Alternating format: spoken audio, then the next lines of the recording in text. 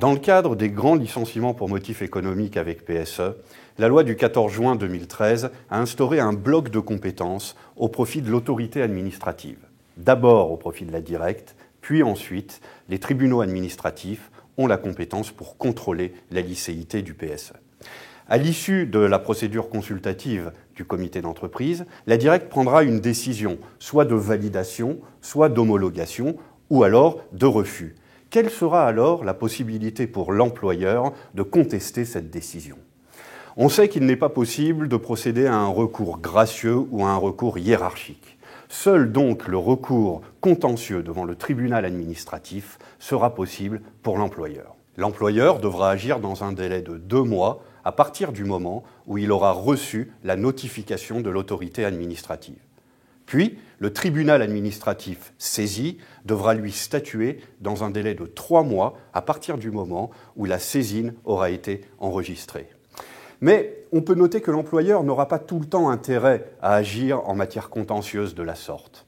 Il aura plutôt intérêt, de manière générale, à amender son projet et à le soumettre à nouveau à l'autorité administrative après avoir réuni une fois encore le comité d'entreprise pour le consulter. Puis, l'employeur pourra agir en défense. C'est le cas de figure où l'autorité administrative aura homologué ou validé le PSE. Et puis cette décision aura été contestée, soit par une organisation syndicale, soit par un comité d'entreprise, soit par un ou plusieurs salariés. Dans ce cas de figure, les parties à l'instance seront le requérant d'une part et l'État d'autre part, mais non pas l'employeur. L'employeur devra intervenir volontairement et conclure en ce sens.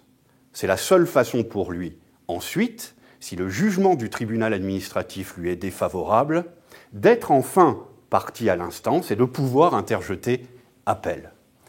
Il faut être vigilant pour l'employeur, car il n'est pas certain qu'il soit informé de l'audience qui devra se tenir devant le tribunal administratif, puisqu'il n'est pas partie à l'instance. Dans ce cas de figure, si un jugement est rendu alors que l'employeur n'est ni présent ni représenté, il devra former tierce opposition en saisissant à nouveau le tribunal qui aura rendu la décision qui lui fait grief pour que le tribunal juge une fois encore l'affaire. Et si le jugement en définitif lui est défavorable, eh bien l'employeur, à ce moment-là, aura la qualité de partie et pourra interjeter appel devant la cour administrative d'appel.